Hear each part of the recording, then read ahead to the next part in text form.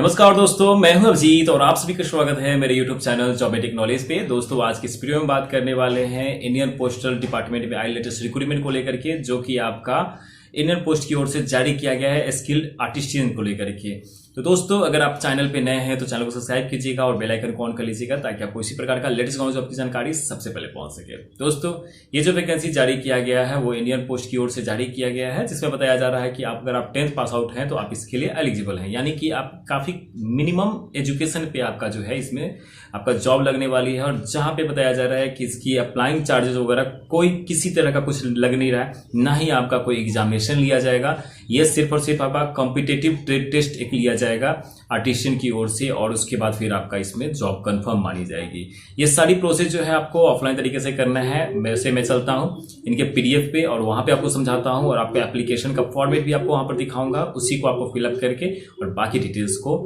आप वहां से ग्रैब कर सकते हैं। तो चलिए शुरू करते हैं।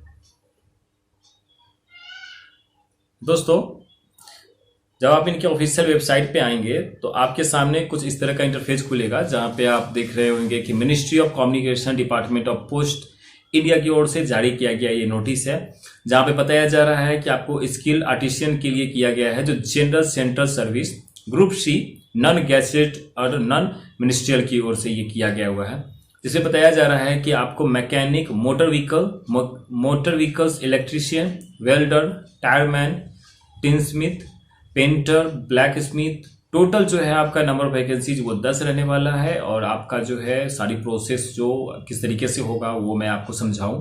तो यहाँ जो है vacancy reserve for ex serviceman will be filled out from any category and then be adjusted horizontally against respective categories with undeserved EWS ST as the case may be depending upon the category to which selected candidates belong to।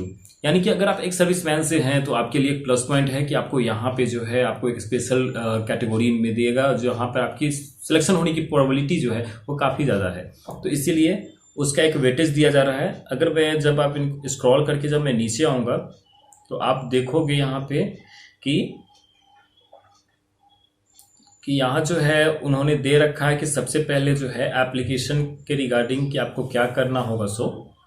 तो सबसे पहले जो है आपको full name देना होगा block letter में, उसके बाद फादर नेम है वो भी ब्लॉक लेटर में आपको देना है। उसके बाद आपका जो पोस्ट अप्लाइड फॉर, यानी कि आप किस रिगार्डिंग आप पोस्ट अप्लाई कर रहे हो वो देना है। उसके साथ साथ जो है ट्रेड, फिर आप किस ट्रेड के लिए है, फिर permanent address with pin code आपको देना है ताकि वो आपसे कम्युनिकेट करने के लिए आपका जो है वो आप तक पहुंच सके बाय थ्रू पोस्ट के थ्रू, वो आप तक एड्रेस कर सके।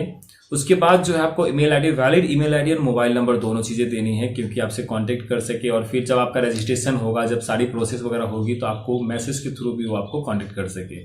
सो चीज़ के लिए सिटीजन जो होना चाहिए वो इंडिया का होना चाहिए, और डेट ऑफ बर्थ आप ये सारी क्राइटेरिया को फिलअप कर लेंगे। ये जो है आपका photocopies of the following certificates self attested by the candidates, ये जो है आपको खुद से अटेस्टेड करके आपको देना है, जो कि गजेट ऑफिसर के द्वारा आप इसको अटेस्टेड करवा करके आप इसके साथ हार्ड कॉपी आप लगा करके, जेरोक्स कॉपी जिसे बोलते हैं, उसे लगा करके आप उसको सेंड कर सकते हैं। जिसमें आपका जो है सबसे पहला आता है एज प्रूफ, यानी कि आपको जो है वो 10th का जो है सर्टिफिकेट आपको, या फिर आपने 8th अगर कर रखा हो, 8th पास आउट अगर होंगे तो आपको वहाँ उसका एक जेरोक्स कॉपी देना होगा, क्योंकि वहाँ पर जो है आपको डेट ऑफ बर्थ मेंशन रहता है, तो वो एक डेट ऑफ एज प्रूफ के तौर पे वो काम करता है। फिर एजुकेशन क्वालिफिकेशन जो है वो आपको लगाना है, टेक्निकल क्वालिफिकेशन आपको लगानी है, ड्राइविंग लाइसेंस आपको लगाना है। और उसके बाद जो है EWS से अगर आप बिलोंग करते हैं तो EWS सर्टिफिकेट आपको लगानी है। उसके बाद जो है एक सर्विसमैन अगर आप हैं, अगर आप वो लगा रहे हैं तो फिर उसकी एक सर्टिफिकेट आपको लगानी है, ट्रेड एक्सपीरियंस सर्टिफिकेट आपको लगानी है। और फिर उसके बाद लास्ट में जो है form of certificate to be proud to the backward classes, यानी कि अगर आप बैकवर्ड क्लासेस से बिलोंग करते हैं, रिजर्वेशन कैटेगरी से बिलोंग करते हैं, फिर आपको उसकी भी सर्टिफिकेट यहाँ पे देनी पड़ेगी। तो ये सारी क्राइटेरिया है जिसको आपको फॉर्म के साथ साथ आपको अप्लाई करके फिर इनके पोस्टल ऑफिस पे आपको भेज देना है, ताकि आपकी जो है एप्लीकेशन और जॉब दोनों ही पक्की मानी जाए। फिर उसके बाद जब आप स्क्रॉल करके नीचे आएंगे तो यहाँ पर आप देख पा रहे होंगे कि ये जो है the last date for receipt of application is on और बिफोर 13 मई, यानी कि आपके पास कंप्लीटली 1 मंथ का टाइम है, आप इसको अप्लाई कर सकते हैं। 13 मई शाम को 5 बजे तक आप इसको अटेस्टेड वगैरह करके और एप्लीकेशन को जो है बाय पोस्ट आप भेज सकते हैं। अब चलिए इनके हम एप्लीकेशन के फॉर्मेट पे चलते हैं जिसको आपको अप्लाई करके और उनको आपको भेजना है। तो आप कुछ इस तरह का इंटरफेस आएगा दोस्तों, जहाँ पे आप देखोगे कि फॉर्मेट ऑफ एप्लीकेशन जो है वो पासपोर्ट साइज फोटोग्राफ लगाना है, वो भी आपका लेटेस्ट होना चाहिए, काफ़ी पुरानी नहीं होनी चाहिए। और उसके साथ साथ जो है नीचे में है आपका फुल नेम ब्लॉक लेटर में लिखना है, फादर नेम भी ब्लॉक लेटर में लिखना है। उसके बाद जो है आप कहाँ से बिलोंग करते हैं, परमानेंट एड्रेस वगैरह सारा करना है mention.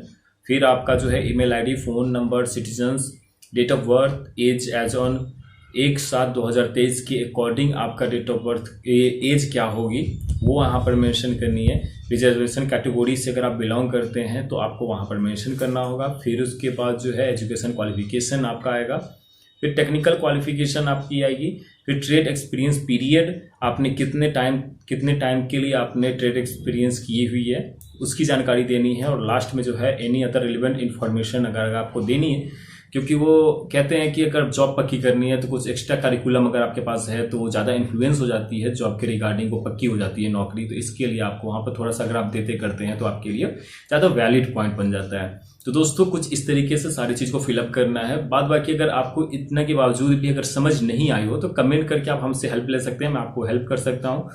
Thanks for watching my video अगर पसंद आया हो तो चैनल को सब्सक्राइब कीजिएगा, लाइक कीजिएगा एंड शेयर कीजिएगा। मिलते हैं जल्दी अगले वीडियो में। Till then bye bye, take care.